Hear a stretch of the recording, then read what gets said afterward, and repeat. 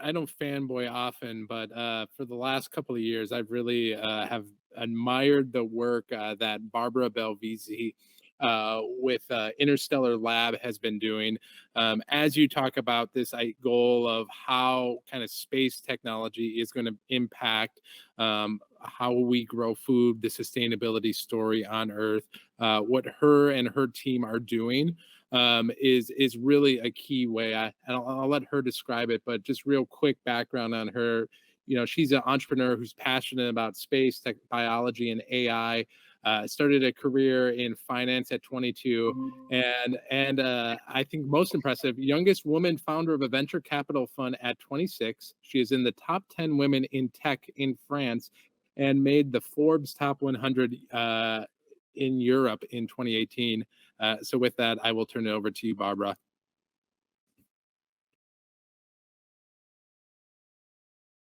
Kind intro, really appreciate it. Very happy to be with you.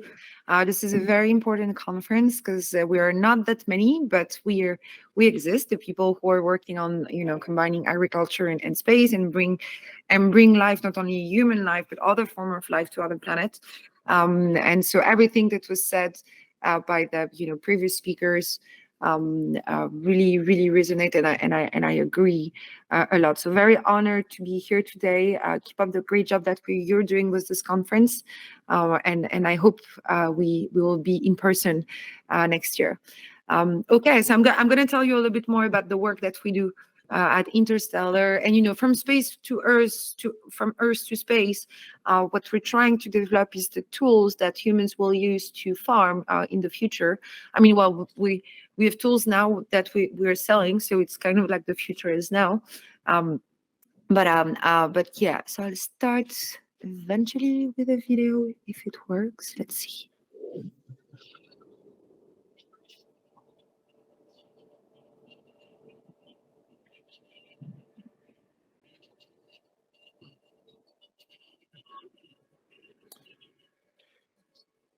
Hey, Barbara, not sure if there's supposed to be any audio with it, but we are not getting any audio. There's no audio? Okay. Well, I'll do the audio. So what you can see right now, there's music playing on the background. There is no specific explanation, but what you can see on this video is a footage of the biopods that we currently build at our facility. We have two facilities. We are at SLSL at Kennedy Space Center, and we have a manufacturing facility southeast of Paris. And so we built the biopod, this first version in September 2022. So it's been there since then. We've been growing a lot of things inside.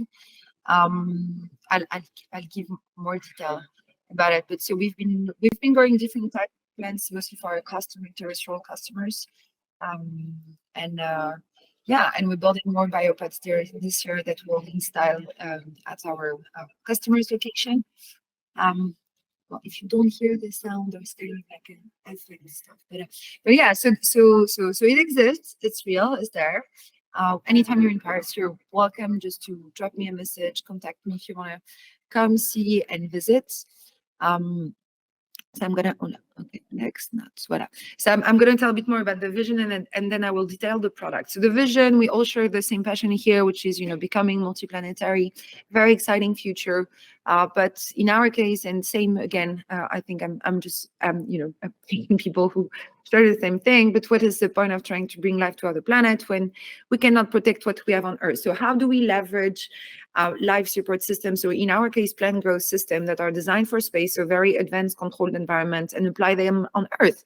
And so as a company, our mission is that we're kind of like planet or location agnostic.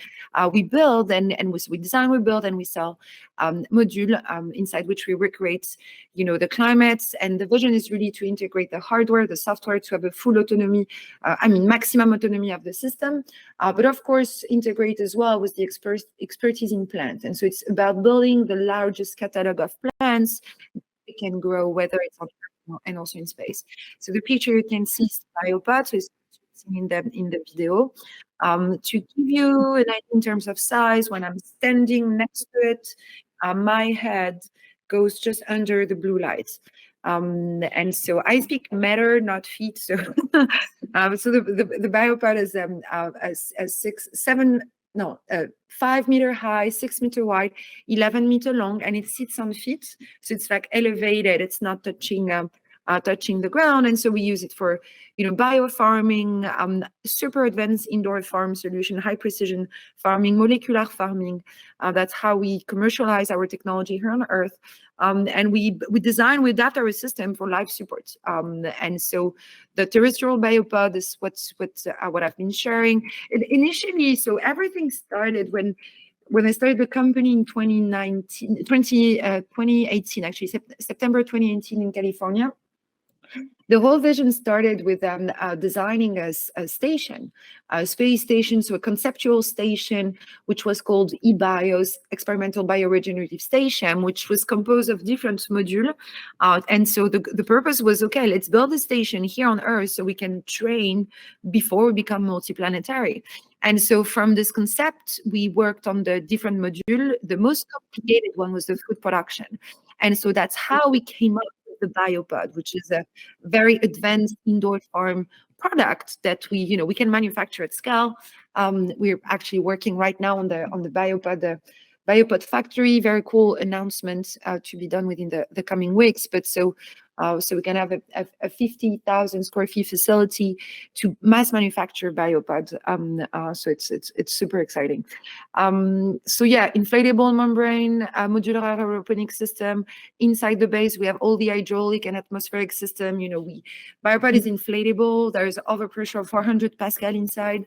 So we take the air from the current atmosphere. It's really designed for Earth. It's not going to work on the moon. Big disclaimer.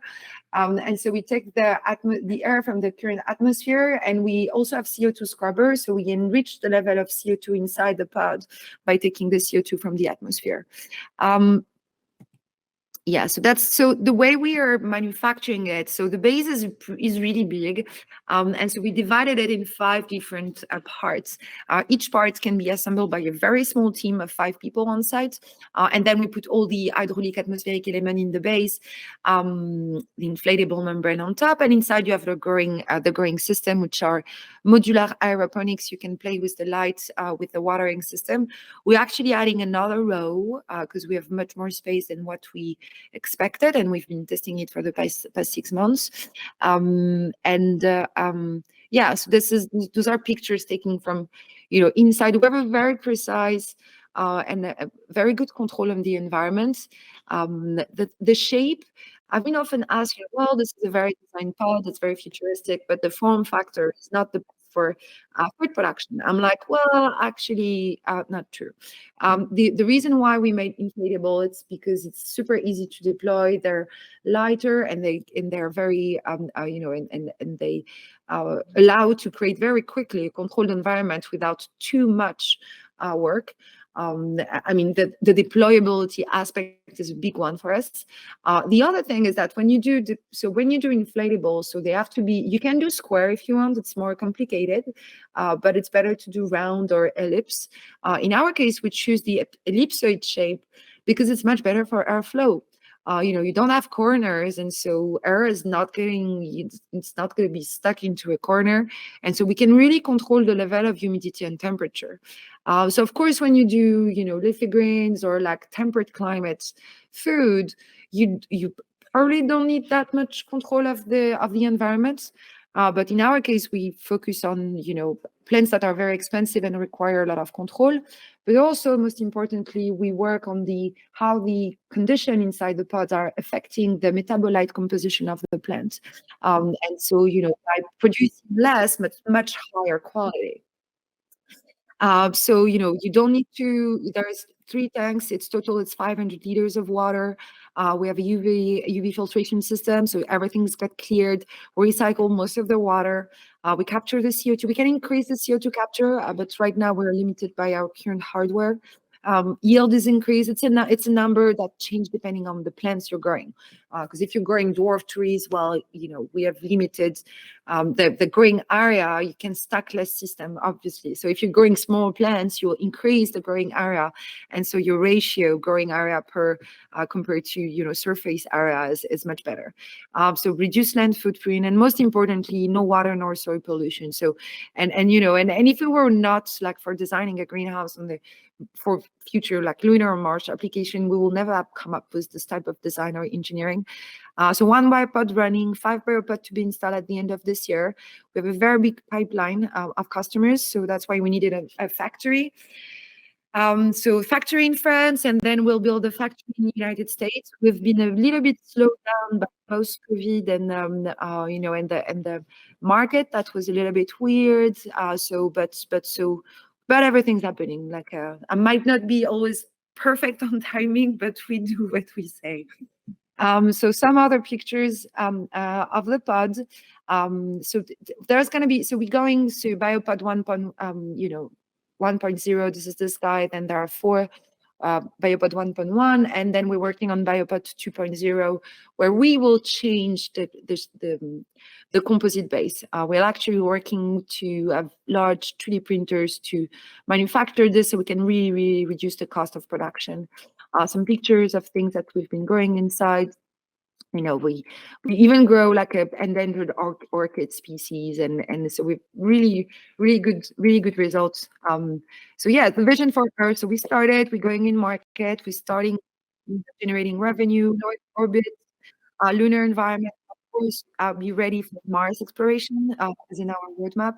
The current design that we have is absolutely not optimized to go into Starship, so we will do different iterations. So we'll have a system that can, really fit inside and have this. It's more on the deployability as well. The current biopod, needs to be assembled on site with like different parts for the composite base. The one for lunar and environment will be a very different deployability approach.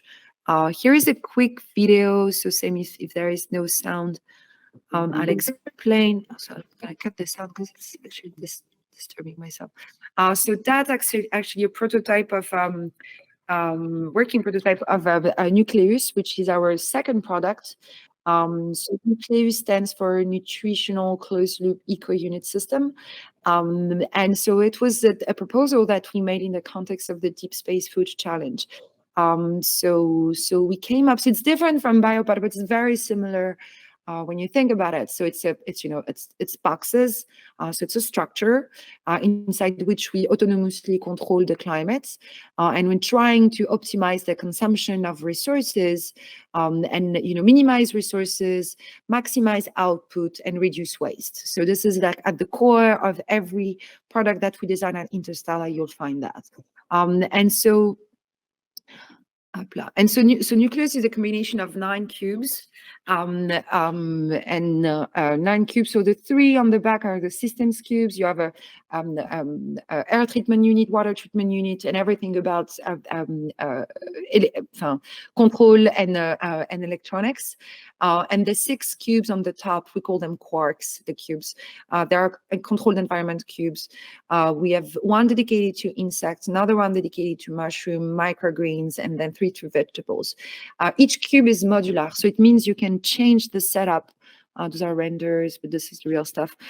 So you can change whatever is inside, and turn a microgreen quark into an insect quark, into a mushroom quark, and so they're completely adaptable.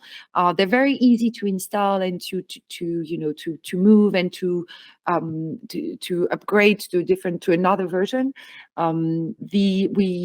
And they're independent, but they work together. So the whole idea was like, plants, they eat CO2 and they release O2, and mushroom and insect, they need oxygen and they produce CO2. So how can we optimize the resources and just by building the system, something that is close to, we're not trying to reproduce the earth. This is not at all, at scale or anything, but it's like using some of the basic principle of how, nature is working here, and to optimize a food production system. So some of the beans here you can see, some of the microgreens here we've been growing. So it's it was very cool for this time to work also with insects. We're gonna push that a little bit more further. right now, but the whole principle of how to have the black soldier flies from like the larvae to the pupils to then having their mating room it was fascinating for all of us in the team to work on that. And so the integration with mushrooms as well. So we'll see where this takes us. We I think probably different people on this group. We're waiting for the result of the phase 2 of the finalists of phase 2 for New Space Food Challenge. Another thing that we've been working on is like post ISS module to offer life science capabilities. So we're actually part of 2 consortium working on that. We are providing the plant growth system and support. So we're interfacing with different technology. Here, we're not going to do the structure. We're not going to do the whole life support. We're really taking care of the plant growth system and how to automate everything. Reducing crew time is very important, but at the same time, you also want the crew to have things to do in space, and especially when you think about long-term mission, so you can keep them busy. But so it's the, automation, and at the same time keep on having human intervention. That's why we as a company are not currently pushing forward for full robotization of the system, because we still believe there is something in the seeding and seeding, harvesting, pruning, all of that can be done by human, and then you have to optimize. Some part can be robotized, but then it's like how much energy you use to actually robotize the system versus 1 hour of an astronaut, how much does it cost? So it's just like you you have to pick what's the most important, and what are the requirements as well. Biopod on the moon.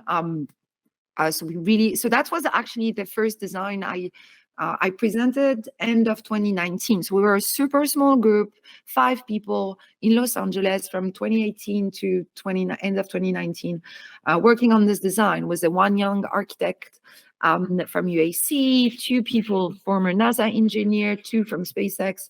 And this is what we worked on.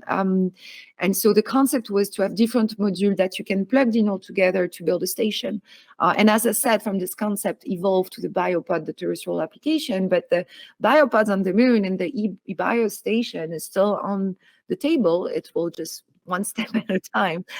The vision was really to have, modules that you can interconnect together, and with a central connector, you can add tunnels, and then you can have this very organic way of growing and deploying a city. And so, well, the first step will be to put a greenhouse, a biopod. This will not be like this. This is a pure render. First biopod sits on feet. It's not like directly on the ground.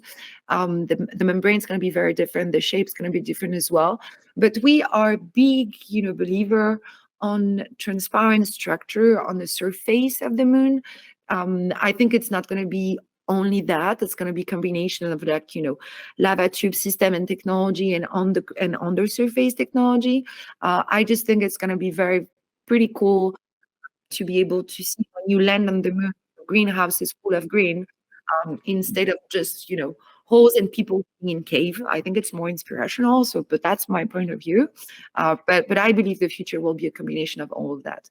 And eventually we'll go to Mars. And again, those are renders. We have like tons of iteration to do on the design, but this is a view of what could be, future green city on the surface of Mars.